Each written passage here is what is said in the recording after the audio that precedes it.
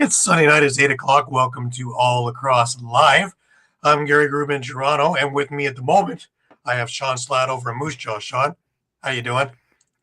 Doing pretty good. Thanks, Gary.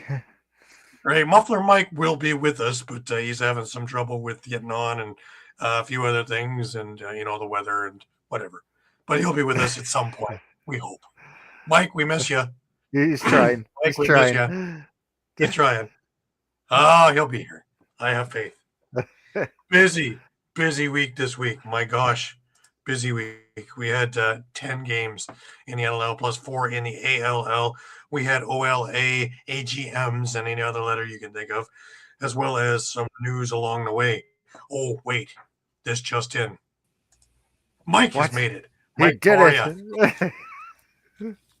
Did it. And Brian is with us, too. Brian, welcome. Hey, Brian. They're all coming, man. They're all coming. How are you, Mike? I'm all right. That's always good. Hey, I like that jersey on your door. Yeah. I took a meeting yesterday. Yes, I did. But, it's luckily very much for me, We are all our biggest beating for that team. I learned how to count a little bit more, and I learned, how to spell again, and it was great. Yeah, I'm hoping to learn something other than box. Cat, dog, rutabaga, something, box. I got it. Anyways, I just actually, the Buffalo fans were very well behaved in Toronto, or Hamilton. So it was actually a pretty good showing. We heard them. The Toronto fans cheered too. We heard them. The only thing is one got to cheer more than the rest. But, hey. I don't know what language you're talking to me there, Brent. What the jersey can't see it. Got it. Oh, you're talking about mine. Oh, mine? Mike's got a Buffalo. If he's asking about mine, yeah, it's a Buffalo Bandits, but it's a military-themed jersey from a game they had with Rochester. Mine is an old All-Star jersey from, the old pros from Zone 8. So it's over here in Ontario Ball. So, Mike, they're talking about you. There you go. We don't care about me. I'm used to it. Anyways, whoa. They keep coming in. There you go. While I have everybody, just a reminder that all of our shows are streamed live across Facebook, Twitter, YouTube, also Twitch, also on Spotify on the next day. Remember to hit subscribe, follow, and like buttons. Always share. Please enjoy all of our affiliates across Streampunk Entertainment Network. If you missed a show, no problem. You can grab all the shows on YouTube, which includes Streampunk Cinema, Streampunk Combat, Streampunk Sports, as well as All Across All the Time, in which please subscribe, please tell your friends, please tell your family, please tell everybody down the street, where you will find retro games, interviews, library of shows, press conferences, fights, all kinds of things, and more coming all the time. Remember, you can stay up to date with all sports by visiting streampunkentertainment.com with great articles from our huge staff of contributors. Also, a reminder that the show is brought to you by 60. 60 is Canada's newest and most exciting sports uniform and teamwear brand, delivering top quality uniforms and teamwear that reflects the spirit and identity of each team. Their commitment to innovation and style sets them apart, ensuring that every customer experiences the perfect blend of style and functionality. Unleash your greatness with 60. Also, remember to add Lax Talk 10 to all of your orders for a 10% discount on your order. How do you get there? Well, 1 is the QR code that's in the center of your screen. 2 is on Instagram at sweet_60. 3 is info.sweet60@gmail.com. And lastly, of course, you can go right to their website at www.sweet60.ca/60. Jim will be happy to work with you and any and all of your designs, whether it be teamwear, whether it be just loungewear, whether it's golf shirts, whether it's anything to do with apparel. So give them a shout. Tell them we sent you. No problem, Brian. I have the same problem. Darn thick fingers. I'm just happy to get to know things out nowadays. Anyways, we got a little bit of news. Remember, Lacrosse Day in Peterborough, upcoming over on May 30th, up by the Peterborough Memorial Arena. Great day of lacrosse. You're going to get the members of the Lacrosse Peterborough in there. The big one is at 4:30 in the afternoon, Legends of Lacrosse, and they're going to have a game. 7 o'clock in the evening, if you aren't able to make any of the other stuff, you want to be there at Sticks, which is right across the street from Memorial Arena. And it is at a little tiny pub, which we have the pre and post games from the Lakers games. And the Legends will be there with stories, talking to you about all the trials and tribulations. And I love it. I sit there for hours before and after games, chatting with them about different things. And all of it is to do with stories. And a lot of the interview shows are all about stories, never about stats. You can look up stats yourself.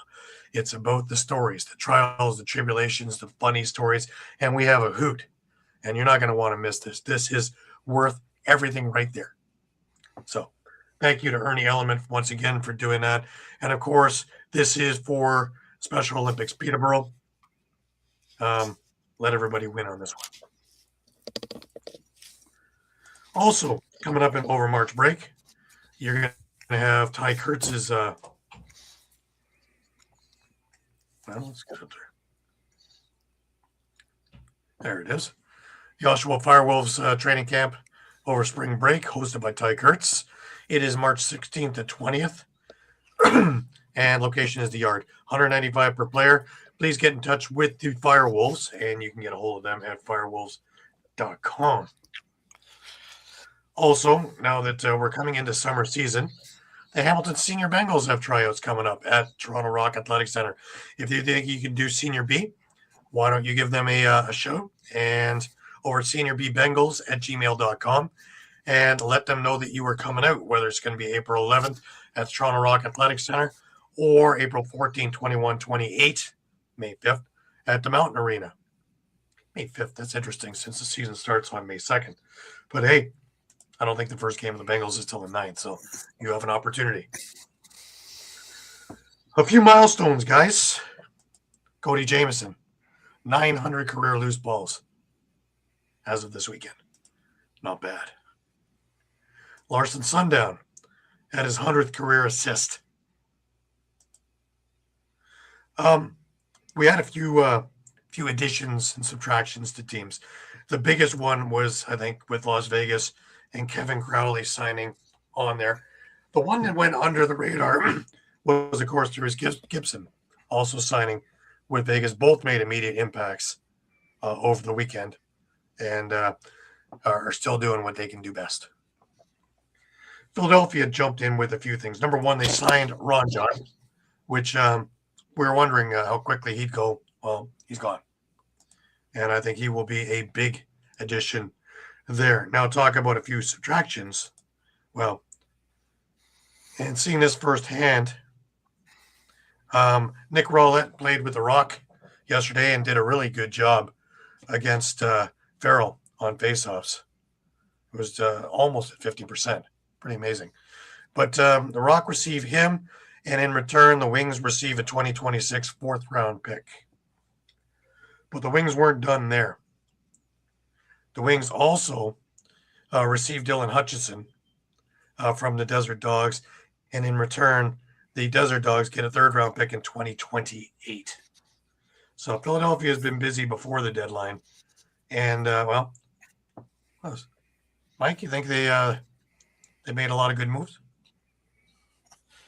I'd say so.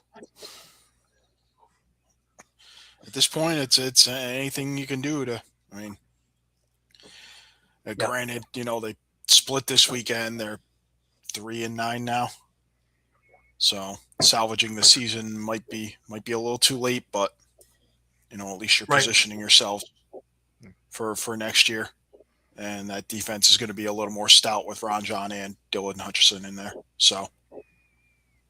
Yeah, no, I agree. I agree, and you're also setting yourself and no point holding on to two face-off guys. It's clear they're going to go with Bo Columbus. They drafted him for a reason. So, yeah, I've been very high on Bo Columbus too. But you know what? I wasn't that astute at how good Nick Rowlett is on faceoffs, and this obviously shows us that TD Erlin isn't coming back anytime soon. So, yeah, he's had a much improved season from last year, especially at the dot. Well, you're going against Colin Farrell right off the hop, and that's one of the best in the league, and you're almost holding your own at 50%. I guess about 42% if I have my numbers right. That's not bad. No. That is comparable to anybody that is a top ranked face-off guy. So, but I like Philadelphia. It's possessions for a team that ranks dead last in the league in shots per game. So they'll take what they can get, I would think. Absolutely. Yeah. Absolutely. All right. We also had Warren Hill with one more milestone at 5,000. This actually was from last week, but 5,000 career minutes played. Now I guess it's 5,060. So, but that's a great accomplishment too. All righty. We before we go to the John looked good last night. There you go. And Brian likes to trade, so I would say so, man. Like to see that they're actually trying to do something and move forward. Shawn, what's your take on all this? Yeah, I mean, maybe a little bit surprised they didn't look more towards the offensive side of things a bit, but still, I mean, you can't argue with picking up a guy like Ron John. That's definitely going to make you better automatically there. So, like you said, at least they're not staying stagnant. That's the important thing, I think, especially when you're struggling. Yeah. Coming into the trade deadline, if you're getting a leg up, because if you wait too long, you know how this all goes. If you wait too long, then you're watching other teams pick up everybody, and you're going, man, I should have. And that's not happening. All right, ALL. We're coming down to the final weeks. I believe there's 2 more weeks left. We had 4 games this weekend, and some interesting things going on. The first game that happened was Brampton and Peterborough Friday night, and Brampton won 16-11. But what was really magical for Peterborough is John St. John was traded there a couple of weeks ago. Well, he's starting to mesh in with the players there, and some of the goals that were scored there were just absolutely, highlight reel goals if there is such a thing in the ALL. And they're starting to mesh and be on the same page, which means that come 2 weeks from now when playoffs are beginning, Peterborough's all running on the same draft, and that is going to be dangerous for whoever faces them. But Brampton, with a big third quarter, outscoring Peterborough 6-1 in that quarter, winds up winning 16-11. And a little bit of controversial because I think Brampton took something like 6 penalties in a row in that third quarter. And Peterborough took six penalties in a row, and Brampton had 3 power play goals in that thing. So a little bit iffy on the deal there, but overall, Brampton is a juggernaut and a defending champion. Zach Sunderland for Brampton was the number 1 star in this game. 5 goals, 5 assists, and it's just who's next in this one. James Whiteford, 2 goals, 4 assists. Tyler Halls, 2 goals, 3 assists. For Brampton. It is next man up mentality there. They're just so deep that anybody can be the star week in, week out. We move into an interesting game on Saturday, the early game in Children's Arena, which was the Six Nations Snipers, who look good of recent, against the Oshawa Outlaws, who have been trying to redefine themselves now that John St. John isn't part of their lineup. And Six Nations jumped out to a 10-4 lead, almost at the halfway point. And Oshawa, to their credit, climbed back with Zach Terry and Luke Laskowitz as the leaders there. And they not only tied it with 1:48 left, But Reed Chamberlain for Oshawa scored 32 seconds into overtime and stole this game away from the Snipers. And the Oshawa Outlaws win 15-14 in overtime. The Oswego Bears faced the Toronto Monarchs over a track on Saturday afternoon. And Oswego was coming off 4 losses in a row and really was looking like they were, kind of hitting to rock bottom. And over the last couple of weeks, they have put together a couple of wins in a row, and they beat the Toronto Monarchs, who've been having a bit of a tough time also recently. But they beat them 10-8, and that is their 4th win in a row now for Oswego. What can I say? They have found it, and they're getting hot at the right time. Lane Smith was the big gun for Oswego with 5 goals and an assist. Stephen Portelli with 2 goals and 2 assists. Santa De Laurent with a goal and assist. Eddie Renault had a goal as well. For the Monarchs, I'm wondering, it's been a couple of really rough weeks for them. Riley Ford had 2 goals. Jordan Dance, 2 goals, 1 assist. Ty Jesso with a goal. Jonathan Gagliardi with a goal. Cohen Jennings as well as Mason Kaminga also with singles. But they're not giving up a lot of goals, but they're not scoring many. And that could be a real problem walking into the playoffs situation. We had one more game Saturday, and that was it for the week. And that was the red hot, almost white hot, Whitby Steelhawks against the Paris River Wolves in the late game in Oshawa Saturday evening. Well, this was over early. Whitby jumped out to a couple of goal lead early. It was 3-0 in the first 5 minutes of the game. Paris, to their credit, kept fighting. They got a couple of goals back, but just too strong with too many weapons was Whitby. By the half, it was 12-5, and it got uglier from there. The second half was 9-1 for Whitby, who was actually putting on the brakes in the second half. So it's I don't know, man. Whitby just is so strong. They look so good. Liam Osborne had 5 goals and 3 assists in this game. Parker Pfeiffer, 3 goals, 5 assists. Devin Pfeiffer, 2 goals, 4 assists. Tyler Goodchild, 3 goals, 3 assists. Jonah Kerr, 2 goals, 1 assist. Quinn Hyland with 2 goals and an assist as well. They had goals from 2, 4, 6, 8, 10 different scorers in this game. So you want to talk about up and down the lineup. Justin Bragg had a goal on defense in transition as well. Eddie Ferred also in transition. Jordan Sturos in transition as well with a goal and 2 assists. So, look out. Liam Osborne had been playing both sides. And like I said, he had 5 goals in this game. There's just so many weapons in this game. And in this game, Ryan Shikowski had the start, and he only gave up 6 goals. Between him and Ethan Harwood, I think we have the goalies of the year as well, because they've both been absolutely unbelievable from about week 3 onward. And wow. If we look at the power rankings for this week, of course, Whitby's sitting at number 1, Brampton number 2. The Toronto Monarchs are still sitting at number 3. Peterborough clamoring at them at 3A, really, but number 4. Oswego has jumped up another spot in 5th. Oshawa jumped up a spot in 6th.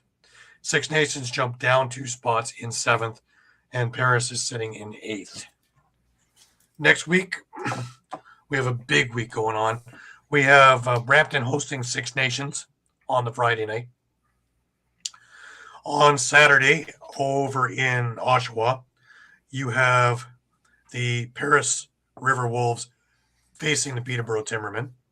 Over in track, you have the Oshawa Outlaws facing the Toronto Monarchs, and that just became a really big game. And Toronto's going to look to right the ship there. On Sunday, there's 2 games over the ILA.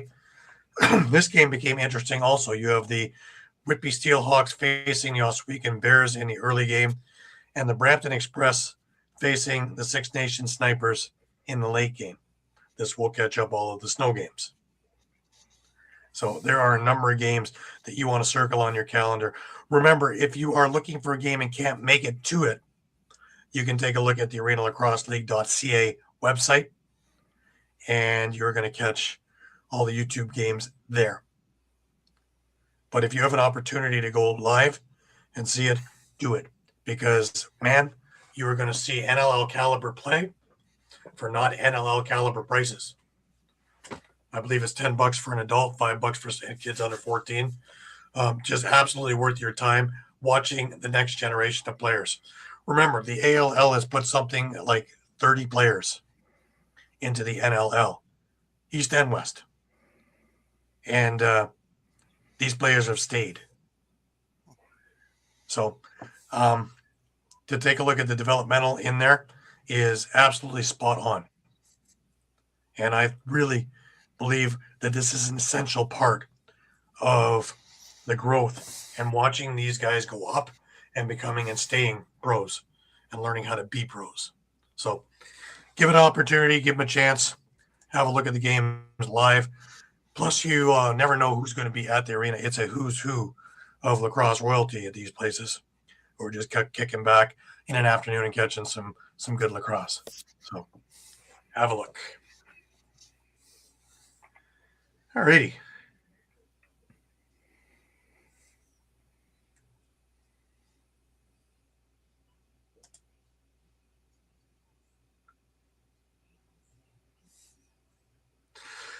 Yeah, I saw that. I saw that tweet from Dawson Nielsen, and it was a great idea, right?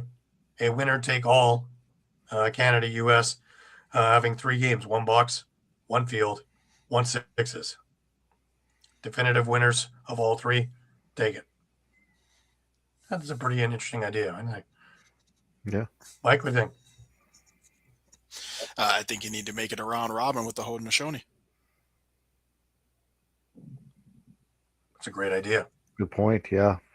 That's a great idea. That's a really good idea. Now we have to start not to not to go off on a tangent and potentially dim things, but the Winter Olympics just ended. We're 2.5 years out from LA 28. Why have we not heard anything about the Haudenosaunee yet getting accepted?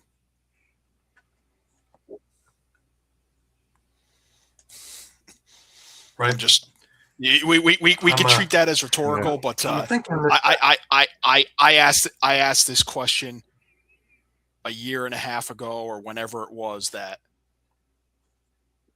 Lacrosse Sixes was chosen to be showcased at LA 28 and said the IOC needs to get on it immediately.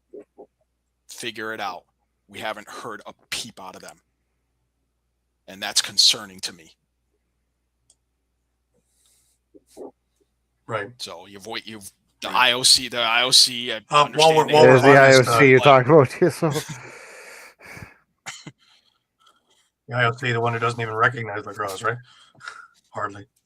But we'll see. Yeah. They're going to have big numbers, so they're going to have to recognize it. Now, talking about sixes, we're in the middle of the PLL big tournament championship series. And after one weekend, California, the Redwoods are up in the standings 2-0. Denver and New York are tied one win each. And the Carolina Chaos are in the rear at 0-2. Next weekend, again, we have another slate of games and playoffs. So Thursday, New York is facing California. Friday, Boston is facing Chaos. And we have another Friday game. New York. That's odd. Yeah, New York against California again. Weird. Saturday is TBA, of course, playoffs on Sunday. So it's on ESPN Plus. It's on TSN Plus. So why not give it a look? Alrighty. We had a busy week in NLL. This was our week, was it, Mike? Whose week was it? Guess that depends on, depends on pick'ems. I think my caption says it all. My week. Because clearly my buy and sell teams are not doing what I expected they would do. So, well, when the magic number for us is 4. This was bizarre week. Not a good this thing. was bizarre week completely. If you're paying your mortgage on what we're betting, I'm sorry that you're homeless. I hope it gets more. I do have final numbers if you want me to run through them today, because today's game did go final right at the start of the show. So, Caden managed to go 7-3 this week. Shawn went 6-4. Pat 5-5, and Gary and I both went 4-6. So updated season standings have Shawn in the lead at 53-28. It's pretty impressive. You're almost a 67% clip there. I was worried about this week though. Pat is 3 games behind, 50-31. Gary and Caden are 3 games behind Pat at 47-34, and I am in my usual basement position at 44-37. I am 7 games over 500. So we have to look at the bright spot here. It's a raised basement. We'll call it a split. Well, I'm doing my damnedest to make it down to you.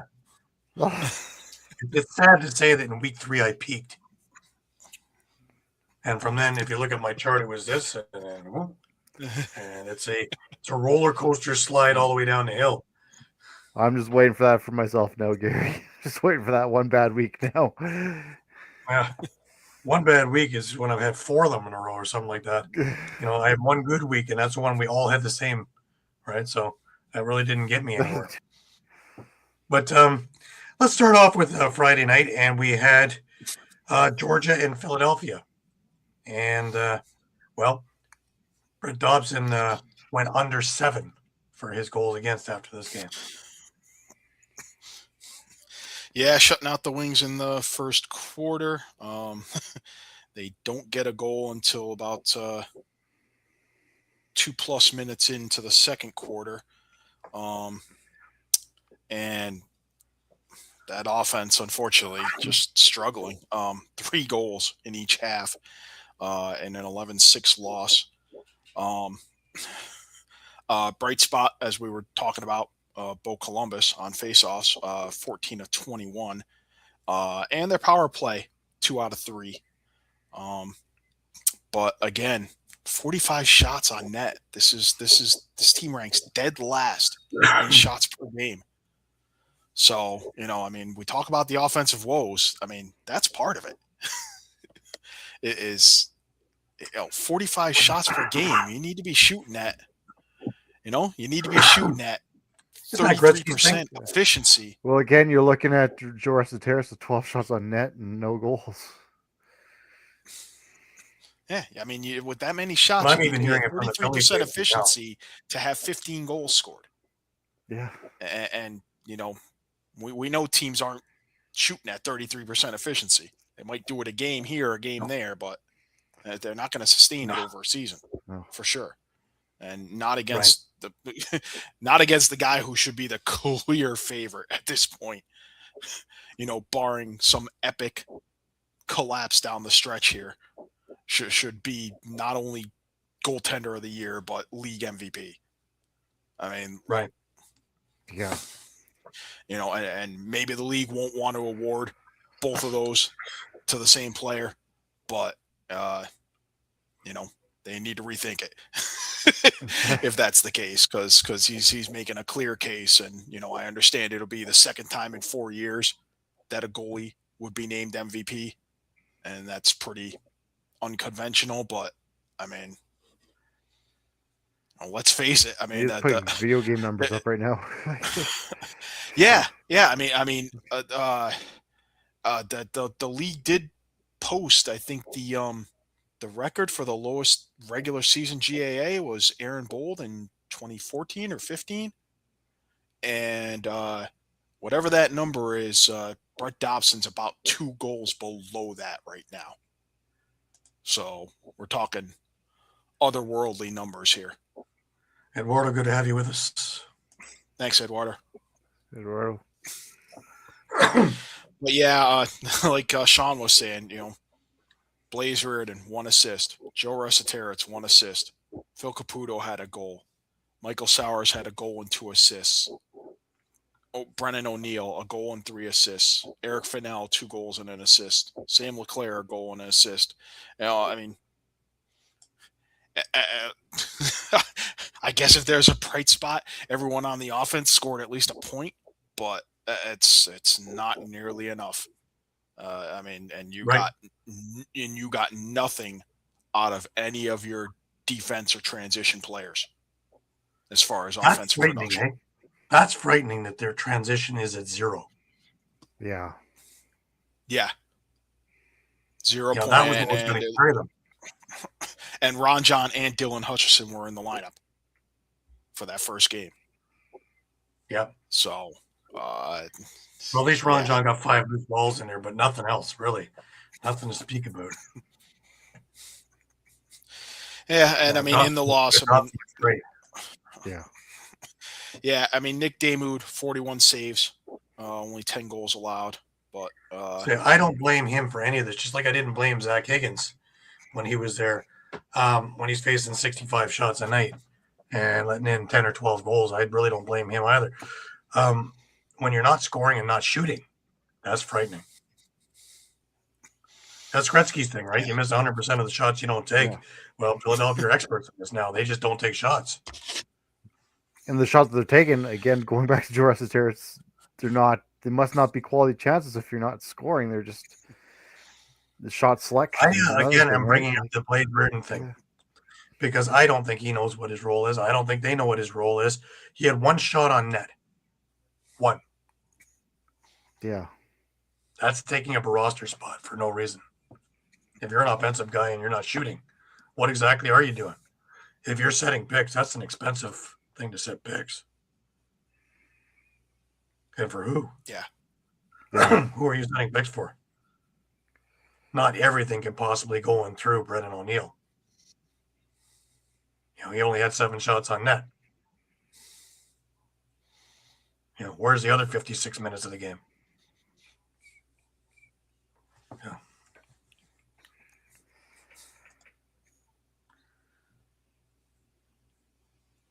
Yeah. Well, one time. I'm telling you that the Wings, they really need to define roles for these guys. And they showed up Saturday night. Well, how many games does that make now? 1? Yeah. Because week in and week out, I seem to be saying that I don't know what his role is. I don't think he knows what his role is. I'm convinced that the coaching doesn't know what his role is and what to do with him. He certainly isn't the highly touted guy that wore the C a few years back. You think that has anything to do with it? I don't know. Should it? The fact that the C came off is. Well, he was hurt for a good chunk of a lot of it. So the C came off anyways because he wasn't on the floor. And if you're that, I don't know if your game is that. If your game is that bent on having a letter on your jersey, maybe bowling is what you need to do. That's what I was going to say. Like if you're a pro, you should be using that as motivation to get that C back. Yeah. I don't know. I really don't think it should matter. If you're a leader, you're a leader, whether you have a letter or not. and lead. I'm just throwing it out there. Is there a possibility that it created some sort of mental block? Oh, I think Good. I'm with Because Gary. I, I don't know your guys' experience with your teams, whether you've had something like this happen. Okay, it happened in New England. Sean Evans was stripped of the captaincy, mhm. and I think he pretty much promptly requested a trade after that, and that's when he got sent to Buffalo for Callum Crawford. But it all happened pretty fast, and But usually with Shawn Evans, the reason for removing the we're captaincy talking never about Shawn came out or Evans. anything like that. Shawn Evans is usually a lot of more reasons than just on the floor stuff. So Yeah. just take a look at Peterborough. Just take a look at any NLL teams. I understand, but I'm just saying, a move like that has the potential to be polarizing, to the player, to the team. All right. Well, on the other side of it, Georgia's rolling. Georgia is looking really good, and you have sparked the interest of Lyle Thompson. Now, a goal and 3 assists aren't Thompson-esque numbers per se, but they're better than they've been, and it looks like he's been engaged the entire game now, which is something that we hadn't seen in the first part of the year when they're really struggling and losing with, Dobson still putting up under 7 as goals against. But they're starting to get, scoring from, again, Caleb Benedict. Man, I don't know how many times I've said that. When he gets his feet under him, he looks great, doesn't he? 2 goals, 2 assists in this game. Yeah. Oh, yeah. Nolan Byrne, 3 goals and an assist. And he's feeling his way through this now. Remember, this team has got, 8 rookies on there? So they're doing advanced, going ahead of the curve. And if they keep this nucleus together, this team could be pretty scary for a number of years. We're back to the mid 2010s. The veterans are still producing too.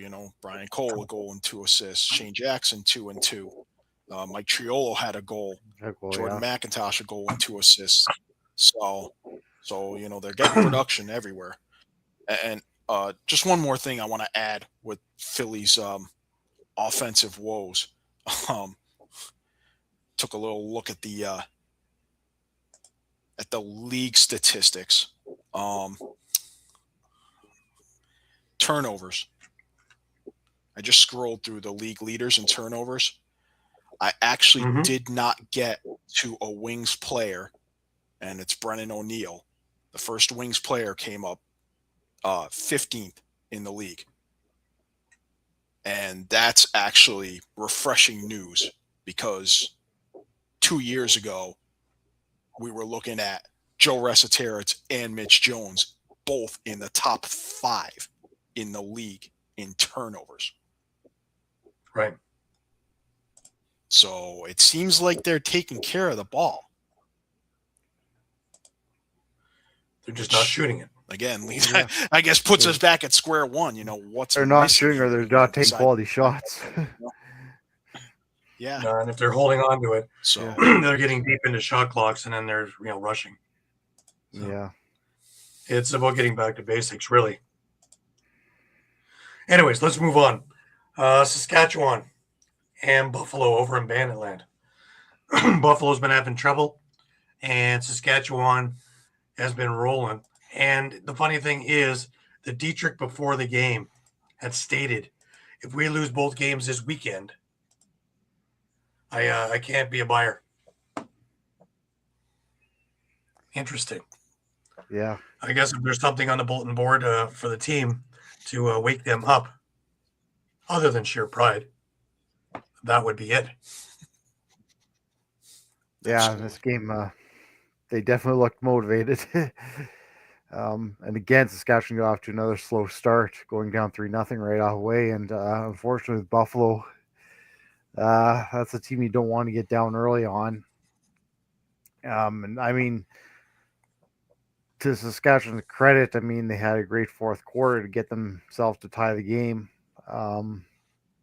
But I mean, even even just looking at the way Saskatchewan played this game, they just didn't seem quite that team that could take over like they normally did. Just take anything away is the fact that they got that game to overtime. I think was just look at it and say, okay, this is not their best game yet. They still at least got it to overtime. Might say something about this team, but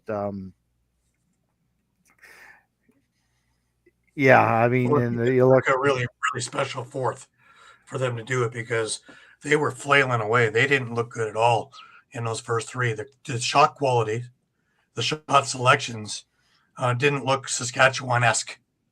Outside shooting, really no interest in going inside. And then all of a sudden, the fourth quarter comes. Ryan Keenan, captain, puts the team on his back, scores a couple of big goals. Robert Church, veteran, leader, puts one in when it's most needed, and you're going to overtime. You see what I did there, Mike? Yeah, and 2 goals. I mean, 2 goals. Those 2 goals to tie it were with the extra attacker on the floor with no goaltender. So I mean, that was desperation mode there. And I mean, the fact you didn't get a goal in overtime till well about 6 minutes into overtime, I think just kind of tells you a little bit about how this game went. I mean, it was kind of back and forth at that point, but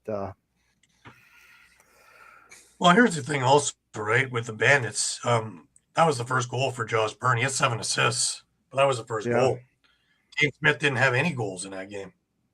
It was the other players. Ian maybe went down with an injury. I wonder what it would be like if he didn't get that injury where Byrne fell on his ankle. He had 4 goals at that point.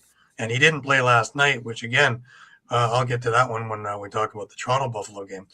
But, wow, he was just on fire and doing everything that he had been doing for the last couple of years that I really haven't seen him do this year. Yeah. All of a sudden, the motivation. As far as even going to say, even Token Adikoke has been having a hell of a year. And even this game, he had 2 goals and 2 assists. He's just been a bulldozer out there and getting to the net. He actually had more, but he got called back, right? Yeah. So, yeah. So I don't know, man. Like they're getting it when they need it. So here we go. But again, the Bandits, when they have to come through. But Mike, you made mention of this, and I noticed it also. Is we're seeing a lot more of the empty seats over there in Bandit Land. Not a winning year. Yeah. I mean, obviously, it's a bit concerning, but I mean, I would ask where those people are. You're 4-6. You're not 2-10 like Oshawa. Right. So it's not a foregone conclusion that you're not making the playoffs. I mean, yes, you still do have probably the most difficult schedule going the rest of the way. You do have to play. You have to play Vancouver again, but you're home for that. You have to play Saskatchewan. That's away, and Saskatchewan's still undefeated at home, only team in the league. Right. You still have a game against Colorado, which that Colorado game, is that away? Is that home? I can't remember. I believe it's away. But, then you still have San Diego as well. So, right. Yeah. Yeah, it's not an easy and they have road, Rochester at home, so. Which is another interesting one, too. We'll get to that game as well. But another head scratcher in there. But yeah, it's just, Buffalo seems to want to pull, they put it all together when they have to, which is why they have 3 championships under the belt. Winners know how to win when they have to. And we all know that the goal is just to get in the playoffs. Once you get in there, anything is possible. Yeah. No, it's funny because Mike, you're telling us, what the playoffs would look like right now, and it would be number 1 Saskatchewan against number 8 Buffalo. And that, as a fan for Saskatchewan, that'd scare the hell out of me. Because a motivated enough Buffalo team could, and a one and done, could take you out easy enough. We watched it how many years now?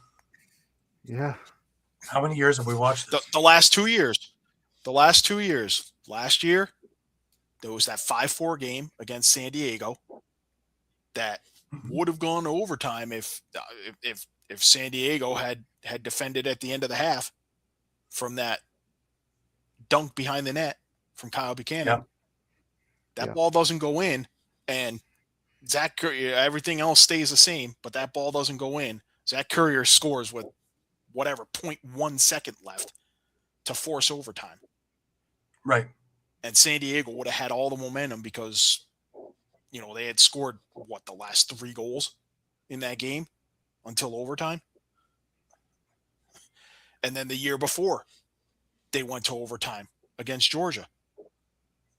When Georgia had Andrew Q, who, how many Andrew Q overtime winners have we seen in the last 3 years? Yeah. And I'm still at the thing, if Seth Oaks was in that lineup, we would have had a whole different end result. For that game, yeah. Oh, yeah. Yep. 100%, yep. So, it's the way it bounces, though, right? You take a look at the Rochester dynasty, and nobody expected them to beat Toronto the one year, and they brought 300 fans up in buses, made it a home game, and they took Toronto to the woodshed. And they rolled right on through. 8-8 was their record at that time. Rolled right on through to a championship and continued to do it. And just got stronger and more accustomed. They won that only mini game that we had for a final. Well, not a joke. But even the mini game was 2-2 going down the stretch. 3-2, and Matt Vince being Matt Vince and not letting anything past him the rest of the mini game. And Rochester wins that championship.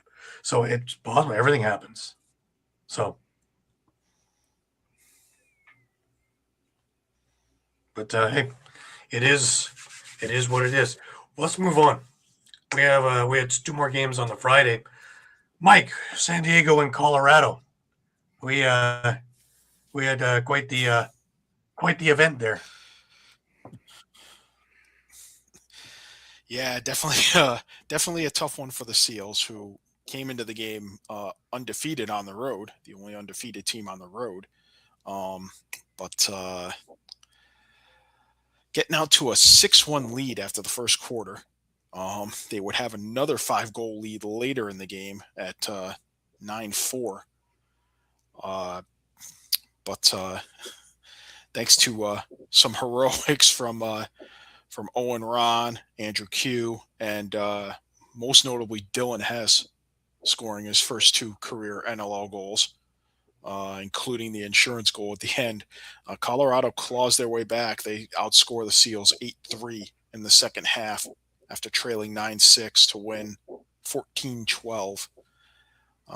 So San Diego's first road loss of the year. Big scorers for the Mammoth were, like I said, Owen Ron, 2 goals, 2 assists. Jack Hanna had a hat trick and 3 assists. Andrew Q had 4 goals and 2 assists. Dylan Hess, 2 goals and an assist. But maybe the biggest hero for the Mammoth, Nathan Whittam, comes in relief of Dylan Ward after Dylan Ward gave up 8 of the first 9 goals, and proceeds to stop 25 of 29 shots in about 36 minutes of play to get the victory. So for San Diego, again, big start, and kind of like a little bit like the Saskatchewan game. Got out to a big lead, and what's going on in the second half with that? Is this the new norm? Because we'll be talking about it again with San Diego today, with that game again, out with a lead, and then all of a sudden, it's not there anymore. Yeah, I mean, we'll talk about that one more, but to me, that one's even worse against Vancouver because, right. One, it's a team that you've historically owned. more or less. Yeah. In a lifetime series. And 2, Vancouver is the worst fourth quarter team in the NLL. I think where are we? Week 14, and I think they've scored something like 20 goals in the fourth quarter. Right. Of games. Yeah. Through 14 weeks, and now 12 games. But top performers for the Seals against the Mammoth: Westberg, 2 goals, 5 assists. Trey LeClaire, 2 and 3. Dylan Watson had a hat trick.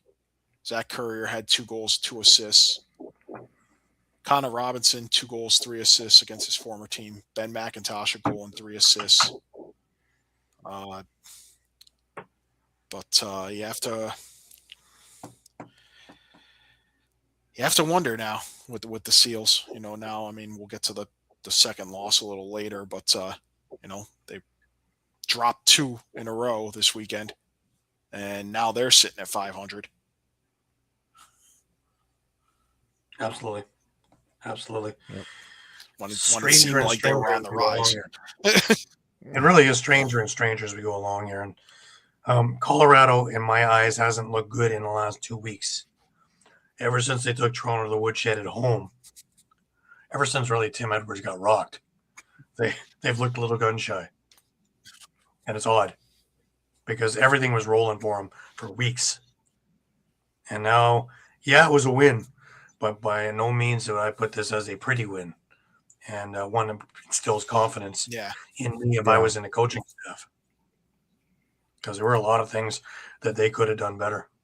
And they have done better in weeks previous. Just mental errors. So they came away with a win, though. That's all that matters. But where does it show up the most? The playoffs. Especially week 1 and done, right? You can kind of mask it a bit in 2 out of 3s. But 1 and done, you have a bad start. And, it was a great year. So, I mean, just looking at their schedule, it is somewhat favorable. They're hosting Ottawa next week. They have to play at Buffalo. They have 2 against Calgary. They're home against Vegas, and then the big one, I'd say bigger than the Buffalo game, week 20 at Saskatchewan. That could potentially be for number 1 seed. That could be for first place. Yeah. Right. And I think that's their only meeting of the season too. So it's not it's not something that they can have a split. So yeah. Well, you don't want to go down to goals, right? No. No. Well, the one meeting you're not going to have that, right? Anyways, Vancouver and Vegas get together in Vegas, and Vegas had made news during the week of signing both Tyson Gibson and Kevin Crowley. Boy, won't that be something once Chase Fraser comes back? And that'll be something. But in this game, Vancouver got out to a house of Caden Balint, just looking amazing. He's back to the form that we have been accustomed to seeing him play. And he led the Warriors in the first half with 3 goals and 3 assists. And they just showed a balanced attack. 6 different scorers to take an 8-5 lead to the dressing room. Vegas showed a lot of moxie throughout. And, with 5 different players to score to keep them close. And it was 8-5 at the half. The Warriors came out flying in the second half. In the third quarter, they scored 4 unanswered goals and just took total control. And they dictated the pace. They dictated the shots. They dictated where Vegas was going to be, how they were going to get there. They were on top of it. And then something I really didn't understand. They took their foot completely off the gas in the fourth, and Vegas finally mounted an attack. Down 13-6, the Desert Dogs, who were led by Adam Poitras, with 2 goals. Jonathan Donville and Kyle Killen all scored in the space of 7 minutes and 14 seconds to bring them within 3 goals. Now, here's where it gets interesting, and I will get back to this point again in the Toronto game. Reed Bowering stops the run, right? But with 8 seconds left, he scores when he could have just killed clock. And that got the ire of Las Vegas up. And as it should. There's no reason for it to go. And that's just, insult to injury. That shows me that Vegas still has some life and pride. That you're not going to let something like that slide. Remember that particular little statement when we get a little further on in here. But for Vancouver, the big scorer, of course, Keegan Ball. Just incredible, eh? Love his game because he'll do anything. 4 goals, 5 assists on the night. Curtis Dixon, 2 goals, 2 assists. Jesse King with another big game at 2 goals, 4 assists. But getting goals from Matt Beers, Adam Charlin-Beatties, Marcus Claridge with a goal and 3 assists. Reed Bowering, of course, with the empty netter. Ryan Sheridan with a goal. You had things going on everywhere. For Vegas, Jonathan Donville was looking good in that first half. Second half, he kind of disappeared. 2 goals and 4 assists on the night. Tony Malcolm with a beautiful goal. Brandon Goodwin had a goal as well. Adam Poitras. Now, I know he had a couple in that fourth quarter, but he had a strong game. Doing all the things off ball as well. But every time he's on the floor, he puts the fear of God into his opponents. Because nobody knows exactly what's coming. And he is just that kind of player. Kevin Crowley had an assist, but he actually didn't look like he was out of place. He didn't look like he'd missed a year's worth of play or more. Tyson Gibson, he a little bit more trying to get accustomed to what was going on. But again, I don't think he looked out of place there. He didn't do anything that was glaring and cost them. Kyle Killen, another big game. 2 goals, both really, really just absolute lasers. One was from just inside the restraining line. And it, I'm pretty sure it took care of some of the netting in the back because it was on fire. But both of his goals were just absolute howitzers. Now, here's the interesting thing. They pull Landon Kells. They put Alex Bouquet in. And I never thought I'd be saying this. That's what steadied the ship for Las Vegas. Bouquet looked pretty good in that. And he looks like he fits right in. Interesting. I had figured that you're not going to win anything with him, but you're not going to lose anything with him in there either. No.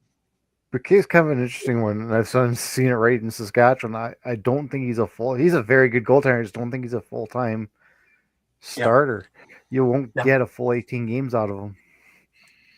Yeah, if you want to use him sparingly or in relief, I think he's really he's one of the best in the league that way. 100%. Yeah.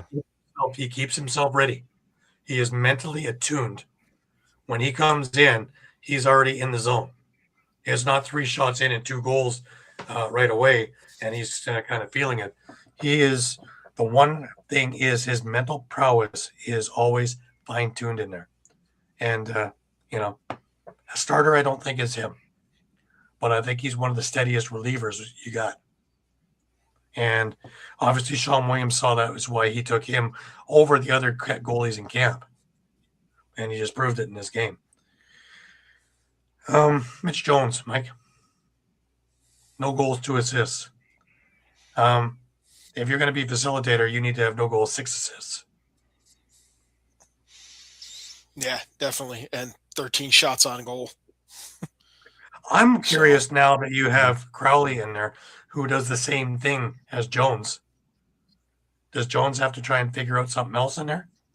Or do they have to try and teach an old dog new tricks and have Crowley do something different?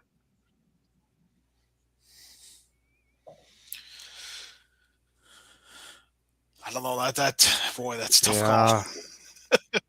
How do I kind of? I'm still on the belief that Chris Kluche is the engine to that offense. If he's rolling, that offense is scoring. He had a goal and 2 assists in this game. That offense was sputtering for the better part of 3 quarters. It had moments of brilliance and had moments where they were just trying to figure it out. And it was consistent. There was never any momentum until they got the 4-goal run in the 4th. But, wow. I just look at that and going, that's duplication. It's all fine and good to have that veteran leadership because I'm always harping about that. But, there has to be roles, right? It's not just Philadelphia I harp on about Reardon finding a role. About Recetera, it's about redefining his role. But here, these guys need to have roles. And you can't just have them aimlessly running around the floor because I can watch, Junior C for that. And Mitch Jones was really one of your prized signings in the offseason, and to only have 2 assists. I mean, I think you're expecting a bit more out of him than that. I agree. And Jonathan Donville, I need 4 quarters out of him. He's your highly touted guy, and he's had a good season. But it can't be that, you're on for a quarter, you're not around for another one. When everything was going down in the 4th, I think that could have been an even closer game if he was as much on fire as he was in the first half. So it is what it is. But this is a Vancouver victory, 14-10. That seems to be a general number, A 14 is a win this week, as we're about to find out. We move into Saturday games. And if we didn't have enough fun already, we go into the Ottawa and Oshawa game. And, well, just when you thought that Oshawa had figured it out, you almost hear the kaboom, didn't you? Oshawa comes up in over 2 quarters, scores 8 goals in a row. And I'm thinking myself, they've got this one down pat. That bye week was certainly well worthwhile. Alex Simmons looks great. Ty Kurtz looks great. Will Johansson looks great. Dyson Williams is looking like the leader that he's supposed to be. Everything is rolling. Jameson's looking good in net.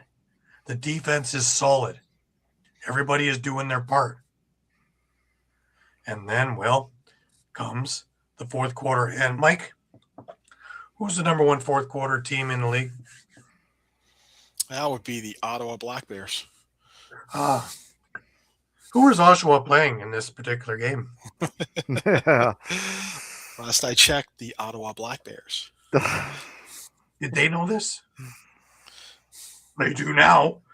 Yeah. They do now. Because, wow. It started out kind of, Riley O'Connor got him back on track at the end of the 3rd quarter with a power play goal. And Sam Firth got them a little bit more into the direction where they're only 4 goals behind, just 40 seconds into the 4th. Alex Simmons, I thought when he scored, was able to curb it and, get them back on track.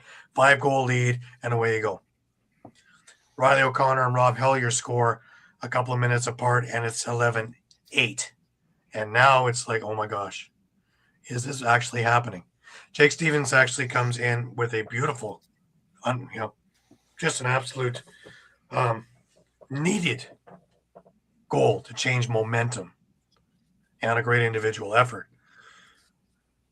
But Taggart Clark on the power play. And it is 13-9 with 4 minutes and 34 seconds to go. One would say it was in the bag. One would be wrong. This is Oshawa, and they're having that kind of a year. And this is Ottawa, and they're having this kind of a year. Firth, Hellier, O'Connor, Kiernan in the span of a minute and a half. Yeah. Firth, Hellier, O'Connor, Kiernan. Seems like a bunch of scorers to me, right? And we're not. And players who don't say teeth the last in there. 2 minutes, so 4 reviews. Yeah, 4 reviews. Right. And the funny thing is, there's assists. and you're seeing all goal scorers. The funny thing is, assist, but there's no Teat in there. Oh, Teat had one assist in there, and that was it. It was Kiernan. He was the catalyst, a goal and 2 assists of those last 4 goals. Riley O'Connor, who more or less had the team on his back earlier in the game when they weren't doing much, he had a goal and an assist in those last 4. Now, just to add insult to injury, we get about just under 2 minutes into overtime, and Riley O'Connor gets the winning goal from Jeff Teat. There you go. Mission complete. I don't want to be in the Oshawa dressing room when this one comes off the floor. I just don't want to, because that is a collapse, a calamity of a collapse on a game that you already had the 2 points in the standings given to you. It just, it boggles my mind, because this team is so much better than what we just saw in that fourth quarter, or what we saw in the first 3 quarters, especially in quarter 2 and 3, is what this Oshawa team can be. But for some reason, they have yet, I think they put together once in full 60 minutes. They beat the doors off of Halifax to get even for the time they got their doors beaten off of in Halifax. And it took Ty Kurtz 7 goals to do that. Happened to be his birthday too. But hey, this game is troubling in my eyes because you had it and everybody was on the same page, and you could see the magic when they were on the same page, and you could see them all relaxing and playing like they can play. And then the fourth happens. And since Ottawa is adept at this one, I don't think that they were in panic mode at 10-5 or 10-6, even 10-4. Because they're going to go 1 goal at a time. This is the Dan McRae coaching. This is the, keeping everybody steady and doing their job 1 at a time. It's not football. You can't kick a 3-point field goal. And away they went. And the guys who were supposed to score, Firth, O'Connor, Hellier, you did your job. You stopped Jeff Teat. He had hardly anything on the night. That's kind of why I wanted to make that point about Teat, is because, we say, relying on Teat. They didn't need to rely on Teat for that comeback. That's a good sign for Ottawa. Well, yeah, now notice to league. Ottawa can win when Teat doesn't have a 6-point or 10-point night. How does that make you feel, league, if Ottawa's in the playoffs? There's your dark horse. Wow. Especially, I'll use the argument that Shawn was saying, where I said, hey, if the playoffs start now, you're looking at Buffalo being the 8 seed, having to play Saskatchewan, and Saskatchewan maybe not wanting to have to face them. What if Ottawa is a lower seed? If you're Colorado, Georgia, Vancouver, you might not want to be facing Ottawa either. No. You damn well have to put in a full 60 with Ottawa, especially that fourth quarter. Right. But I'm telling you, especially Ottawa, if you're Vancouver. Can you imagine Vancouver having to play Ottawa?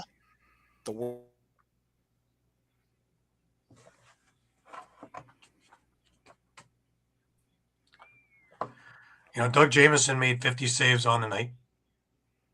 He looked good, but the rest of the thing, God, that's 65 shots. That's 64 shots. That's a lot, man. Internet issue.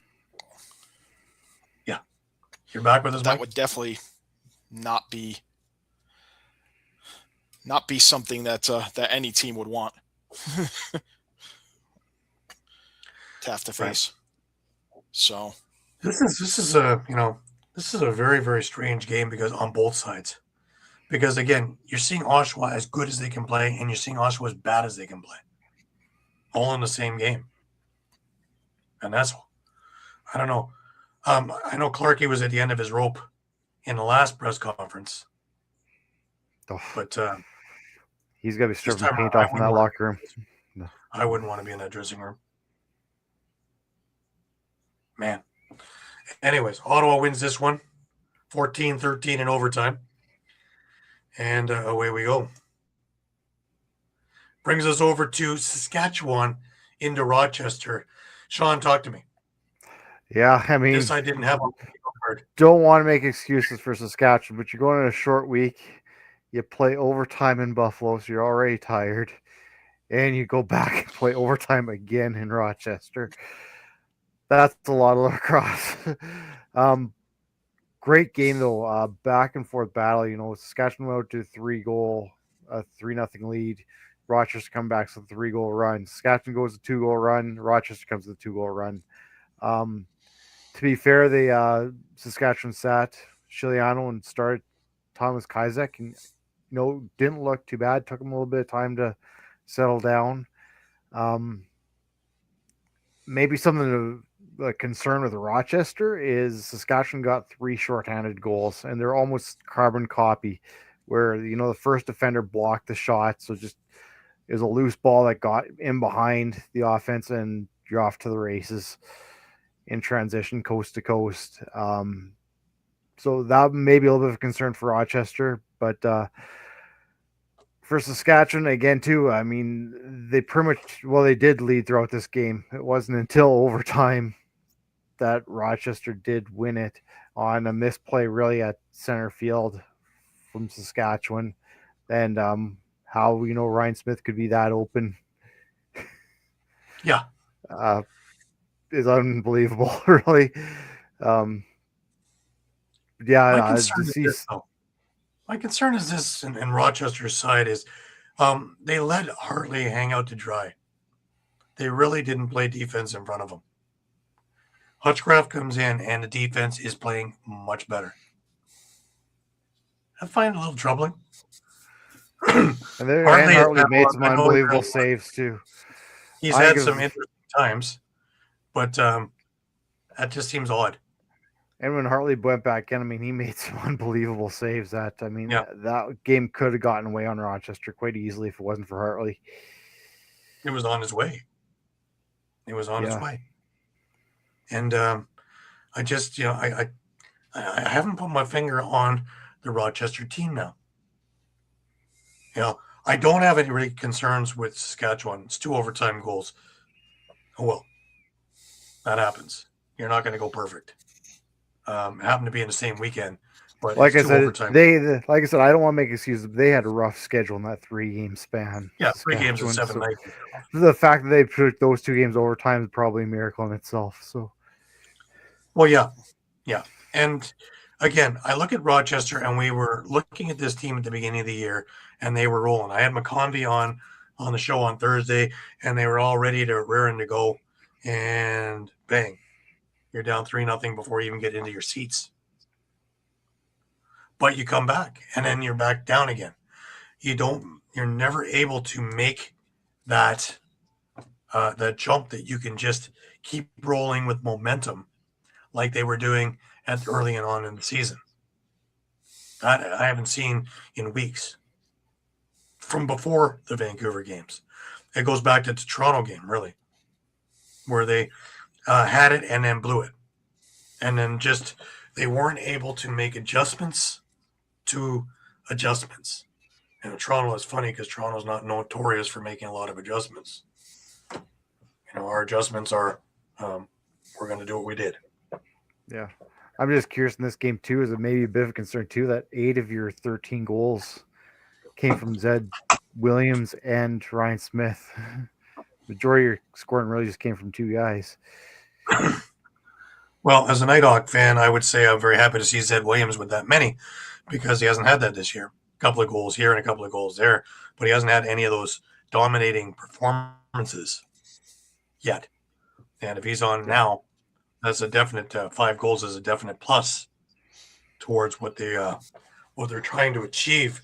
But Connor Fields, on the other hand, who is your leader by a long shot, even though Coates wears a C, with only 2 goals and 4 assists. This is a game where he needs to strap that team on his back. You got Lansbury with 8 assists, who's doing all the facilitating. But McConvey, we talked about him. He had 14 shots on net and 1 goal.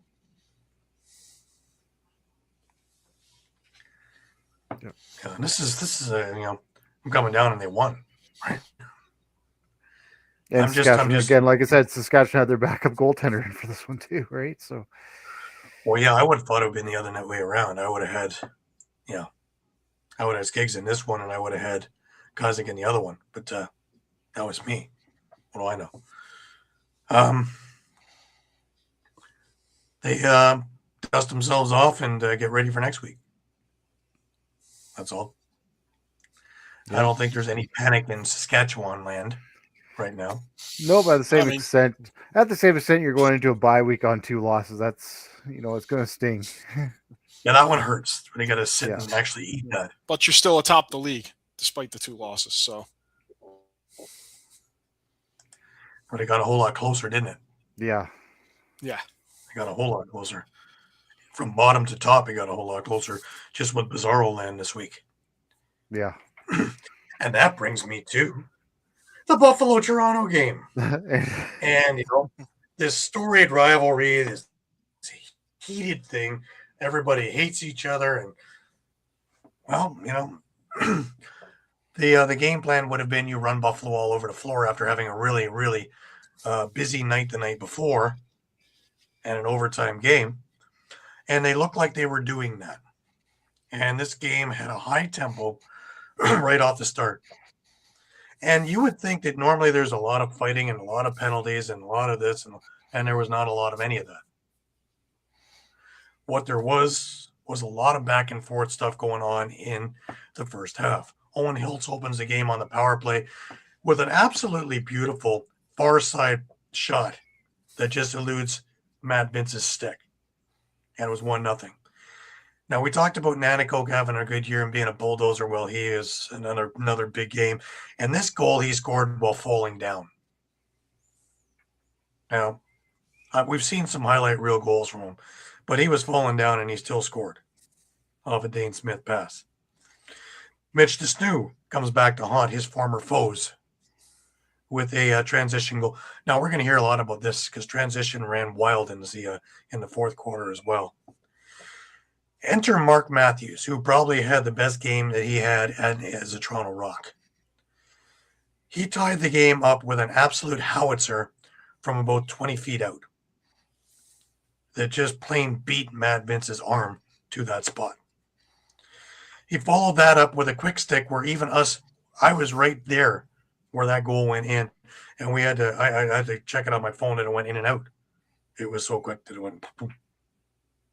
And Toronto had to lead. Ryan Benesh, not to be outdone about 20 seconds later, ties the game up, and we are 3-3 heading into the second, and this is a pretty good game. It's been clean, it's been fast, and it's been full of excitement. And both sides behaving nicely. Chris Boucher, about halfway through the quarter, of an up and down, back and forth track meet of a quarter, finally beats Matt Vince off a Challen Rogers pass and another athletic goal from Boucher. Enter Dane Smith, who gets a natural hat trick. If you're not going to guard the man, just put the things up. Let's not even bother going through the motions.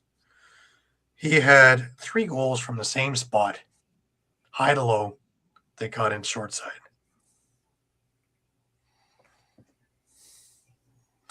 Let's just sit there and let that soak in for a sec. The number one guy on Buffalo, you're leaving around it. Gotcha. And all of a sudden, it is broken open. It is 6-4 Buffalo heading closer to the half. Now, Toronto has a man down. They get a breakaway. I believe it was Sam English on the breakaway. He gets pulled down. Toronto's awarded a penalty shot. They give it to Challen Rogers, and he deked Matt Vince out of his jockstrap and scored. It was pretty. And it was vintage Challen Rogers taking a penalty shot. And it was 6-5 at the half. Still a very entertaining game. Still very close. Still a lot of excitement in there and a lot of anticipation and hope for the second half.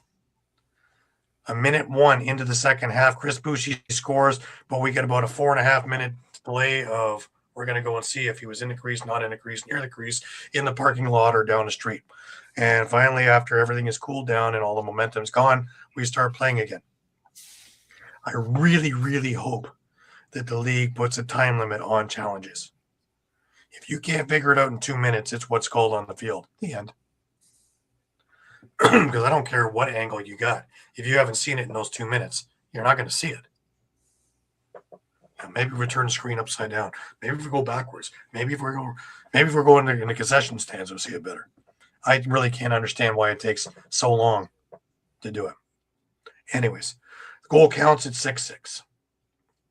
Kyle Buchanan scores from in close, 7-6. Mark Matthews again with another fantastic shot. And this doesn't matter what he does or where he does it from, it's going in for him.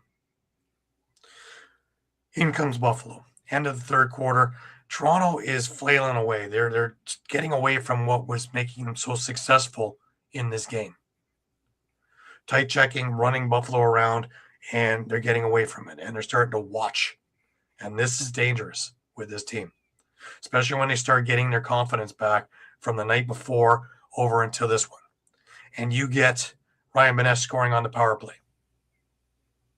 You get Josh Byrne, adding a goal, and typical Josh Byrne form. You go into the fourth quarter, Byrne scores again. Mark Matthews comes up again and brings the Rock within 2. It's 10-8. Enter Matt Spanger, who gets sent down the floor by a Dylan Robinson pass. He comes in all alone and just a beautiful finish. Next transition goal. Josh Byrne scores. Now Nick Weiss comes, and he's sent in on a Mitch DeSnoop feed. And he scores. And it's 13-8, and this is out of hand now. Owen Hilt scores on the power play with 2 minutes left. Makes it a 4-goal game. This, for all intents and purposes, is over. Nick Weiss comes in with 15 seconds left and scores into an empty net.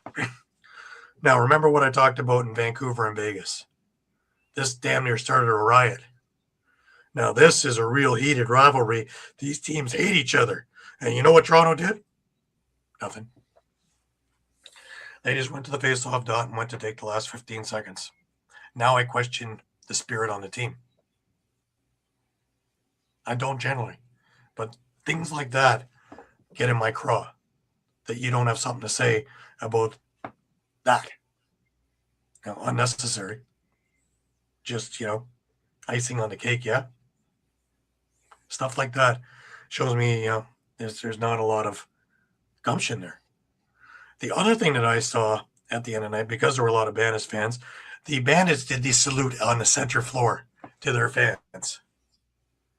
The Rock stayed there and very comfortably in their own end, very quietly, and waited for the Bandits to get off the field before they did their little half circle around the mid-floor, and then off they went.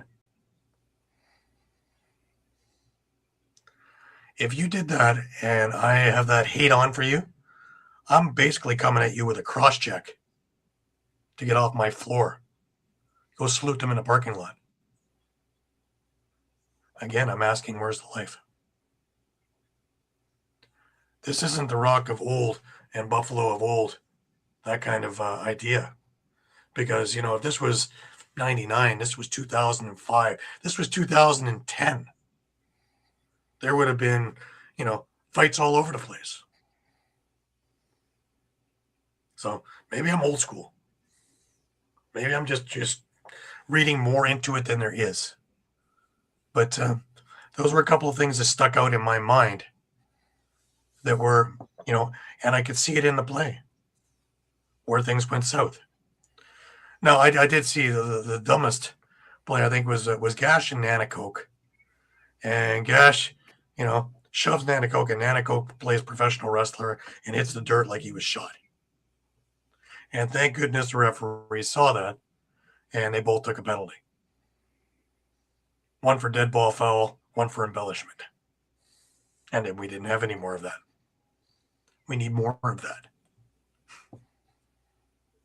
But taking a look at the stats, both Buffalo and Toronto went 2 for 3 on the power play. That means altogether there were 6 penalties in this game. Very clean game. Very un-Buffalo Toronto game. Toronto outshot Buffalo 55-44. Matt Vince was vintage Matt Vince. If you thought he was strong the night before against Saskatchewan, Matt Vince looked good. So much so that the Rock started taking the outside stuff at the end of the game because they weren't doing that in the beginning. They got away entirely from what they were doing in the first half, in the second half. And if they're going to win, they're going to need to play 60 minutes. Now, do I think that Toronto can win a championship this year? No. Let's not fool ourselves. They are well on their way with a good nucleus and a young team. But there's just that was missing for me. That Buffalo-Toronto rivalry just was not there for me. But that's me. Buffalo wins the face-off battle 15-12. Which shows me that Rowlett had a good night there and is an asset. The other thing that stood out to me was the loose ball battle. And it was 70-69 in favor of Toronto. So, again, this was a really even game if you look at the stats. Not if you look at the score. Dane Smith was the first star of this game. And what did he do? Well, 3 goals and 5 assists, of course. Matt Vince was the second star, though I would have thought maybe Josh Byrne with 3 goals and 4 assists. Mark Matthews was the third star, and of course, for the Rock, Mark Matthews had 4 goals, 3 assists. One of the strongest games he's had as a Rock. But again, I look up and down the Rock lineup. CJ Kirst had 2 assists in this game. Josh Tolwick had 3 assists. There's a good chunk of the scoring that you get game in and game out.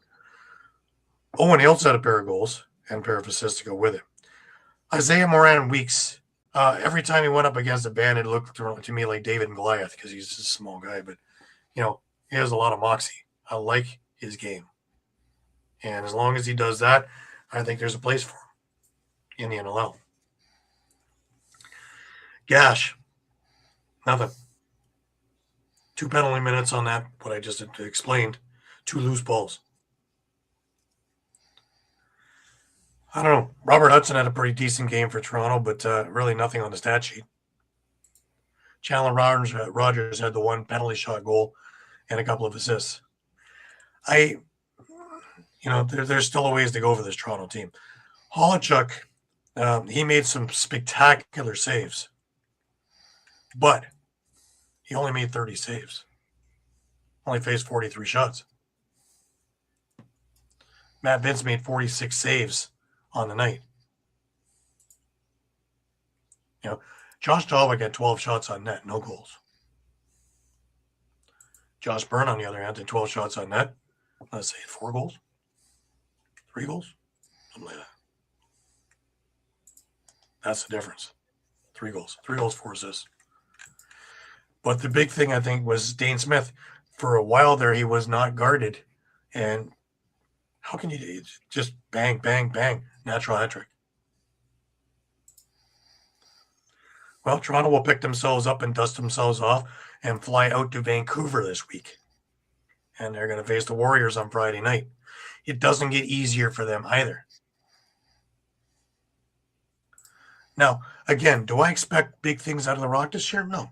Do I expect growing pains? Yeah. And I think this was just one of those bumps in the road. But, the timing of it was terrible. You have all this emotion and all this. This is the year we're going to beat the Bandits, man. They've been making us look stupid for the last 3 years. And never mind. Driving home. Quiet drive. Through the snow. From Hamilton. For an hour. Oh, well. Buffalo takes both games this weekend and all of a sudden puts themselves in the playoff picture. And we've said it before. All they have to do is get in, then they get hot. And Matt Vince, in a one and done scenario, I'd put him against anybody in the league. Yeah. And that's why I don't think people in Buffalo should be panicking about their team not being first. That doesn't matter. You can be eighth and still win a cup. You know, as much as I shake my head at it from some of the games I've seen them put together this year, you get hot at the right time, and what happens? Here we are. So let's see. Let's see how they move from this big weekend. Do they have a letdown or do they ramp momentum? That's going to be the interesting thing for Buffalo, I think, this week coming up. All right, let's move on. We have Philadelphia into Georgia for the back end of the home and home. Mike? Yeah, and I wish I'd thought about this a little earlier. Georgia's actually had had a little bit of a tough time winning games when they wear their themed jerseys, specifically their Native American themed jerseys. I don't believe.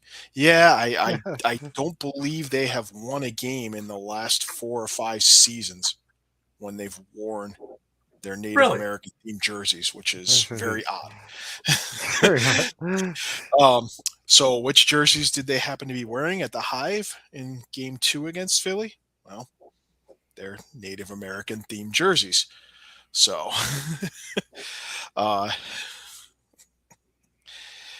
they that's right, Doug.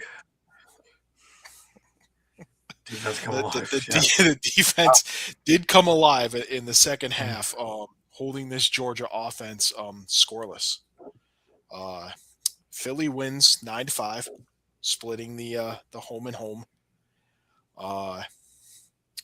Reardon had a roll. What's that? Reardon had a roll. Reardon did something, yeah. He had a roll. And Eric Fennell, there was a fighting him. We got to take him off the milk carton. Yeah, he certainly did. Two goals, 2 assists. Fennell also had 2 goals and 2 assists on the night. You got a hat trick and 2 assists from Dalton Young, who I don't think played in the Friday game. So, but 12 of 18 on the faceoffs for Philly again, and still a bright spot on the power play. 3 out of 4 on the power play for the Wings. Doug was talking about that defense, holding Georgia scoreless in the second half. 53 shots for Georgia. Philly did get outshot again. They only managed 48 of their own. Damoud was on fire. Yeah. 48 saves. He was just on fire. He was. He absolutely was. And how about Philly's penalty kill when we're talking about the defense? Georgia 0 for 4 on the power play in this game. That's huge. That's huge. So because Philadelphia was 3 for 4. Yeah, and I don't think it's obviously time for Georgia to panic yet either. You're still sitting in 4th place right now. You have arguably the best goaltender in the league right now, for sure. Yep. In Dobson. I guess if I have any concern, it's their home record is not great. And you have to wonder, I mean, this was a home game. Obviously there's this apparent curse of the of the Native American jerseys that they seem to have, where for some reason when they don them, they can't seem to win a game. I'll have to check on that. So That's funny. That's very funny. Yeah. That's exactly what I was thinking. Yeah. Yeah, I mean that's I'll put that up good. again. That is so true. Definitely. I agree. Yeah. That's spot on. That's the comment of the night, right there. And again, with Georgia, the one thing that we're talking about in the other game, Nolan Byrne, 3 goals in this game, the one bright spot in offense because everybody else took the night off. Lyle had a goal, but really, Richie Cannell, I don't even know him. He had a goal. That's it.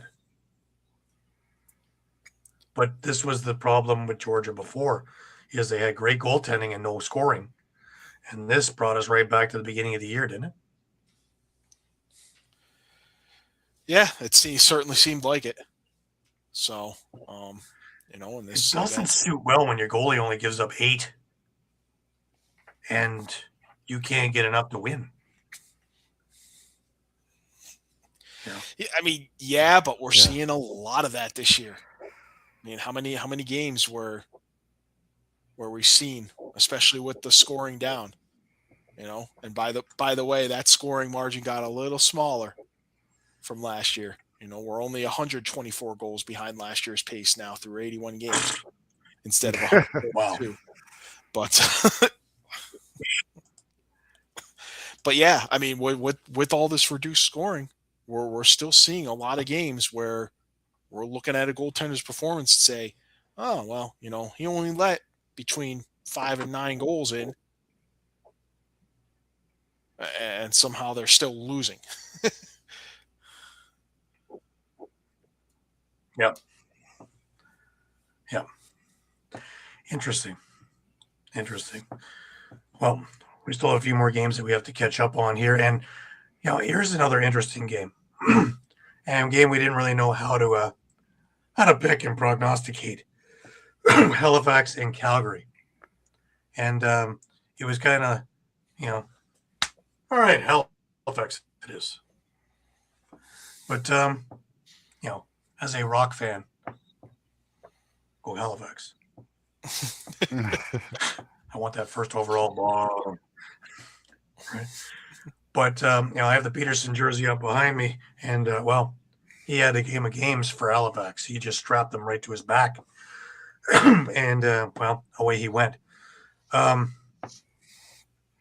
This is the game I think they've been waiting for Peterson to have for a while, because we've talked about it over the last few weeks where he had 1 goal, 2 goals. He had 5 goals in this game, and very meaningful goals. Especially in the third quarter, when this game was tight. It was 8-8 in the third. And between Peterson with a couple of goals, Graham Kostiuk with a transition goal unassisted, as well as Colton Armstrong. Yeah. Brendan Bombery, actually, we had a sighting at him, and what a goal he scored. That was just poetry. And it's 13-8 going into the fourth. And for all intents and purposes, this is done. Halifax put together 1 complete quarter where they shut down Calgary, and they were able to get their offense rolling. Fourth quarter, interestingly enough, is that Calgary rested Aiden Walsh in the fourth and put in Colby Bowman. Don't really understand why, but I guess get him some work. But he was outstanding. He gave up 1 goal on 10 shots to Randy Stotts at that. And that was it. I think he's starting to make a case that maybe we should look more at him. But again, I don't understand why it would take in the fourth when some of the other stuff was going on, right? But yeah, and I mean, when the game's still within reach, it's a little odd. It didn't make much sense to me, but maybe Josh Sanderson knew something I didn't know, which is very, very good bet. But he played outstanding. Absolutely outstanding. For Halifax, on top of the 5 goals of Clark Peterson, Cody Jamieson. Now we talked about his 900 loose balls, but he had 5 assists on the day. He was doing a lot of the stuff that made that team so successful in years past. Randy Stotts. He only had 8 shots on net, but he had 3 goals. This could work. Hey, maybe he got our memo from last week. Could very well be. The transition game was working for Halifax, which hasn't in the last while. And with Colton Armstrong scoring and Graham Hossack scoring, I think it started putting Calgary a little bit on their edge, and they weren't able to do a lot of the things that they would have normally planned to do. Jason Knox had a goal. So you had a number of scores which you haven't been getting consistently. For Calgary, we've talked about Noah Manning, Tanner Cook also with a pair, Braden Maye, with 2 goals and 3 assists, and still having just an absolute monster year in a rebuild in Calgary. Riley Lowen also having a decent game. Hayden Dixon with a goal and 2 assists. Jacob Dunbar, what's it going to take to ignite him to where he used to be in San Diego? Ottawa, we thought we found the home for him there, and they fizzled quickly. He hasn't really taken to this yet in Calgary in a couple of games. He had no points here. He had 2 shots on net, 3 loose balls. I'm liking Kyle Pepper's game also. I think that he's got a real future in the NLL. He had a goal and an assist in this game, but I think that he has got that, that definite, what's needed to stay in the NLL. But wow. But yeah, you're right, Doug. Calgary will be fine. It's a process, and they have a number of things to look forward to in the future. So, also when they get Matthew Gauthier back in the lineup, I think that's going to be a big thing. That's a big piece that's not in there. Yep. But it's just it's painful sometimes to watch the rebuilds because you expect certain things, and I give Josh Sanderson all the credit in the world, and Troy Cordingley and Phil Sanders for patience, because that your athletic prowess, you want to win, but you also need to instill confidence and instill systems and build for future, and that's what's going on in Calgary right now. They have a lot of great pieces, and as they come up through the ranks, I think that they're going to be great again, but they have to take the time it's going to take. On the Halifax side, though, yes, they got the win. Do we go, that's over? Or are we still sitting there worried? Because you're not going to get 5 goals from Clark Peterson every game. Yeah, man, I think you're still worried. Obviously, if there's another silver lining for Halifax, it's in the penalty minutes department. Yeah, they only committed 6 penalty minutes in this game, right? So that's a plus. Yeah, and they held them scoreless also on the power play. Calgary went 0 for 3. Yeah. It's a good question, Doug. It's a good question because, you're going to get compensatory picks if they're signing somewhere else, right? Will you get them for RFAs, though? You'll get them for UFAs. I'm pretty sure. Not for RFAs. It's UFAs. Not for RFAs? I think it's UFAs only. UFAs, and it's trade the bunch. Either make an offer or trade the bunch. Yeah, I mean, I think If the you best get answer somebody to that's that, I think the on best the answer to that question is it depends on your cap situation. Right. If your if your RFAs are all guys who, commanding top dollar. relatively speaking, are due for bigger paydays, hmm then you're going to have to, you're going to be put into a situation where you're going to have to pick and Yeah. choose. It's always tough to I see RFAs move, right? Just because of the situation, how that all honestly, works, I would right? say that this trade deadline is going to be one of the most interesting ones for a tactical thing that we've seen in years. Because there's a number of teams that are on the fence of buying and selling. There's a number of RFAs out there that they're just not sure of. And we're coming down to the wire here. We're in March now. We're only a week and a half away. I would say RFAs and UFAs, because if there's that many, Well, UFAs is a rental Yeah. player, right? We saw the rent a player thing, yeah. yeah. I mean, we saw it last year with Nick Rose.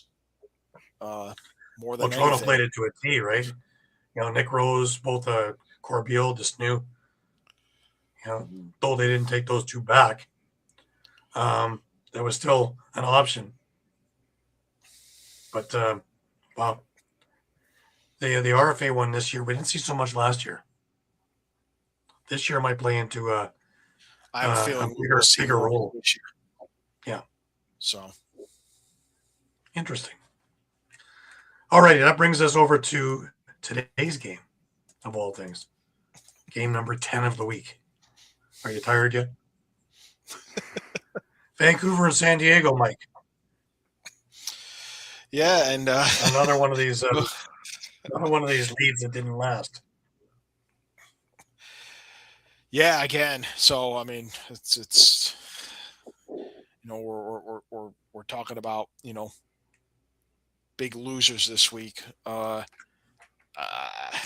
would have to say you'd have to probably put San Diego at the top of that list, because both of their games were winnable games, and it's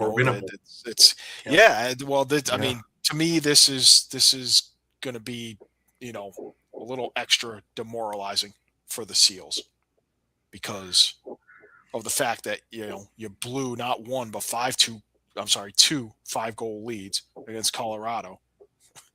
You get out to a 2-0 lead after the first quarter, and quickly at that, you get goals from Connor Robinson and Pat Cavanaugh within the first 3 minutes of the game to go up 2-0. It kind of go blow for blow in the second quarter. Come out with a 4-2 lead. You get a goal from one of your top prospects in Marquez White, his first NLL game and his first career goal. San Diego native. But right. But that's a good sign. Vancouver kind of takes control in the fourth quarter. They you get a goal from Adam Charlambides with a little over 3 minutes left in the third quarter to cut the deficit to 1. And Vancouver, who we just got finished saying is the worst fourth quarter team in the league in terms of goals scored, comes out, trailing by 1 and outscores San Diego 4-1 in the final frame. That's an interesting question from Doug. It's an interesting question, because I don't think that he's not a fourth quarter goalie, because I've seen him pull off some amazing stunts in the fourth. But I just think this was not a good weekend for him in the fourth. But it also doesn't help when you give up a 5-goal run that started in the third and finished midway through the fourth. I blame defense for that and breakdowns. Yeah, and none of those goals were on special teams either. So, you weren't giving up power play markers. It's a penalty filled game, though, eh? San Diego went 1 for 7. Yeah, Vancouver 1 for 5, right? And maybe this is the thing. This is probably the thing that saved Vancouver. Maybe even more so than just the fact that they, showed up in the fourth quarter and scored some goals. Reminder again, who's the top team in the league at the penalty kill? Right. It's Vancouver. Yeah. And San Proved it Diego again went, tonight. yeah, San Diego went 1 for 7 on the power play. Yeah. So, and If they go 50%, they win the game. yep. Interesting. And it looks worse when you consider faceoffs. Well, 18-2. Yeah. Wow. 18 of 20 faceoffs for San Diego. So, Baptiste more than outdueling Max Adler. And you have all those extra possessions, and you win the shot battle 51-42. Yeah. And you're still losing, and not only losing, but 7 goals. When you had 7 power plays, Right. and you won 18 of 20 faceoffs.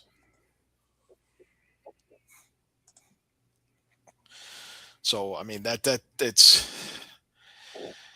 it's definitely concerning. I mean, this was my buy team a few weeks ago, and that again, that was mostly based on schedule and the belief that,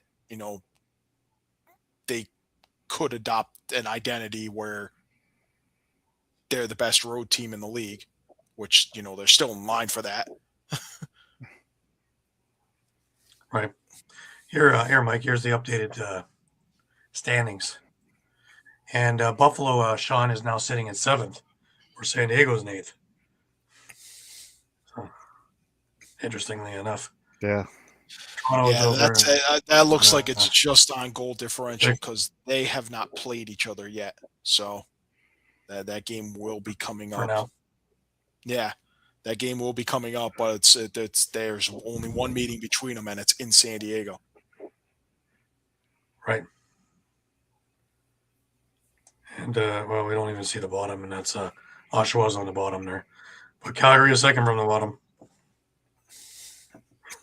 Yeah, it's something we didn't mention earlier.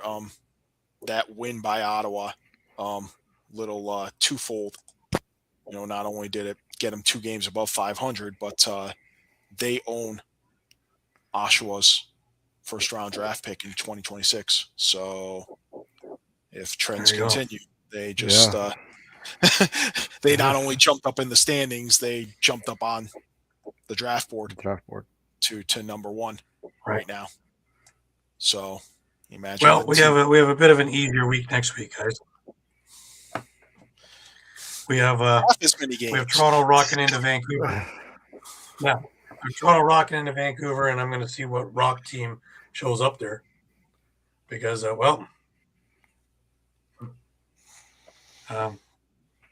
and Vegas into Halifax. This is going to be interesting. I want to see the Halifax team that shows up here because, Vegas is going to go high octane. Ottawa and Colorado. Another one that's well worth sitting down and watching.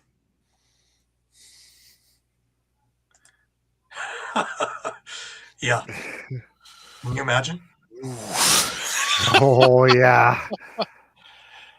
Oh, boy. I'm hoping Oshawa gets a couple of wins there, so Calgary gets down there and Spalina and Cursed. Oh, boy. Oh. With Owen and Hiltz.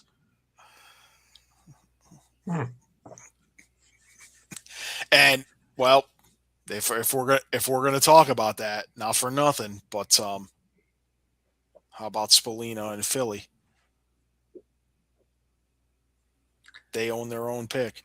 Philly is hurting themselves by winning. Yeah. All right, moving along, we have Oshawa and Philadelphia on the Sunday, and we also have Calgary and Rochester on the Sunday. So 2 Sunday games next week. One's at 1:00, and one is at 3:00. Interesting. Yeah, you finally get some wins, Doug. And you're pulling yourself out of the sweepstakes. I'm in the best Yes, of both and worlds. then I a like reminder that after that slate of games is the trade deadline the next day. I believe 3 p.m. or 4 p.m. or something like that. But yeah, should be an interesting day. And funny enough, a lot of it's going to deal with what happens next weekend.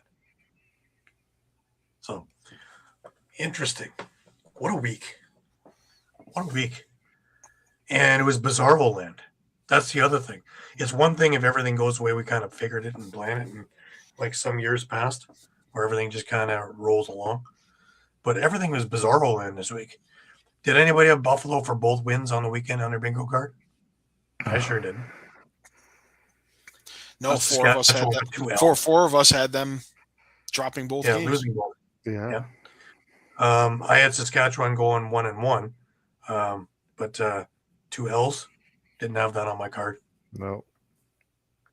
I didn't have San Diego going with 2 L's. I had 1-1 for them as well. The only one that I went on a limb and got right, and that was only a fluke, I think, it was the Rochester one.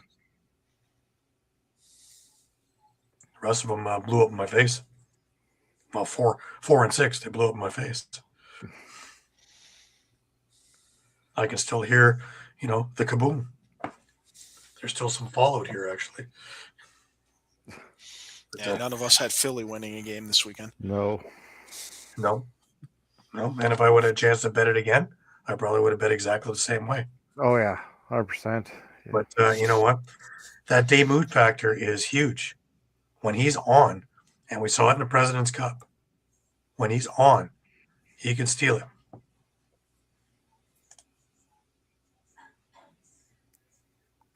Yeah.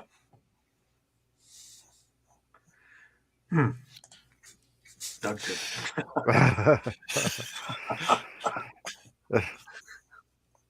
Anyways. Yeah. Well, we did mention, to Doug's comment, there are a couple of guys that Oshawa can move. We talked about Kyle Rubish, for one. I have a big feeling that he'll retire if you move him. He is 10 minutes from the arena. Yeah, you can't move him very. He's not going to move very far. He'd be close to home and his family. So unless you're moving him, to Toronto, if he's going to a contender, hey, what if you mentioned that Chugger said if they drop both, they would not be buyers. Well, they won both, so we have to assume having won both and sitting at 500 now and in a playoff spot, they could be a buyer. The thing with Buffalo, and this is an interesting thing too, is that the lineup that they put out yesterday had a number of guys that I didn't see, but were feisty. So they actually put some guys out there that weren't part of the regular scope. And remember, Ian McKay was hurt, so he didn't even play. So yeah. I don't know. I think if you're Buffalo, if you're Ottawa, just to put it out there, really. If you're Buffalo, if you're Ottawa, and I know it's far away, so it sounds like it doesn't make sense, but he was there. If you're San Diego, maybe you're picking up the phone and calling Glenn Clark about Kyle Rubish.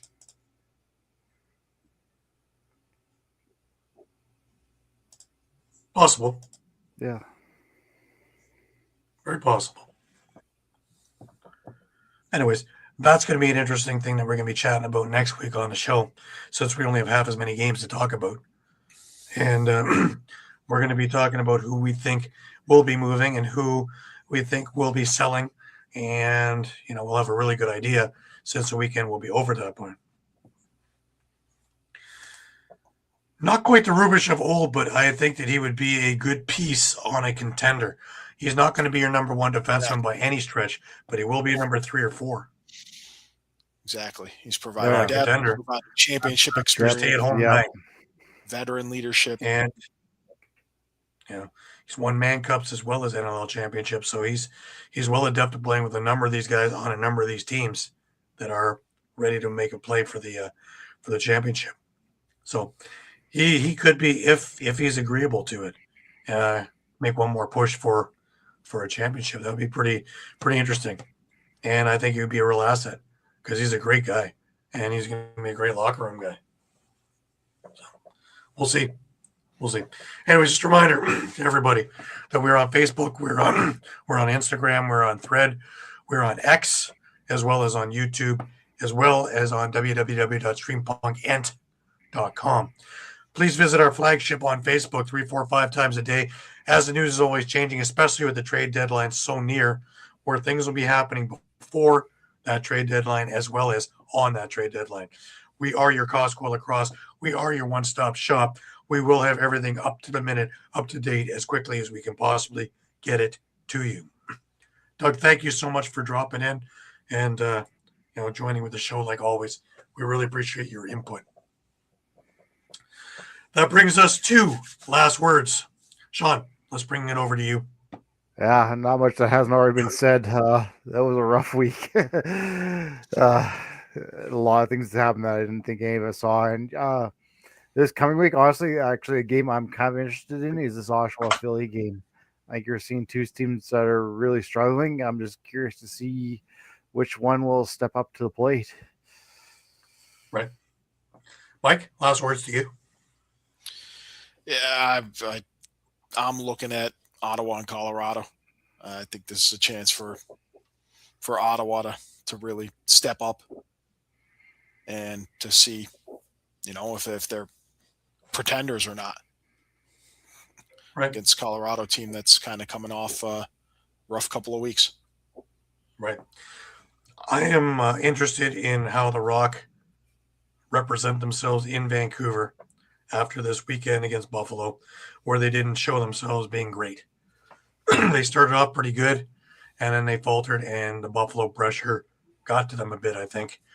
And I want to see how this young squad is able to bounce back offensively and defensively and play a really tough, really athletic, and really tough Vancouver lineup.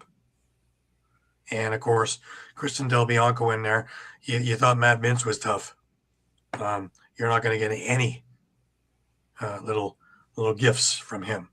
So I want to see how their mental prowess is. And I think that will be a big sign to what Jamie needs to do a couple of days after that. Or nothing. And let them grow. So I think there's a lot of notepads out and having a look and guys trying to figure out what they're going to be able to do and what they can't do and what we're, in store for. Because I think the future is very bright. I just think that sometimes, we have to remember that you have to take a step back to go too forward at times. And I think that was a lot of yesterday's game of playing a very savvy 3-time championship team who was really backed into a corner in the weekend and had no really room to maneuver. And the intensity that came at this youth squad, I think, was something that they weren't 100% ready for and didn't adjust well to at times. At other times, I think they did. But I really am enthused about Mark Matthews and what he's doing. And I hope he continues to do that. I'm with you on that one too. As long as you're growing. That's the biggest thing. Just make sure that you are growing. Anyways, that'll do us for this week. We're back again next Sunday night, 8 p.m. Eastern. It'll be a big show because we're going to be talking trade deadlines as well as recapping ALL, PLL, and NLL for y'all. And remember, keep it here with us all across all the time during the week as well at all of our sites because we will have all the news for you as it comes.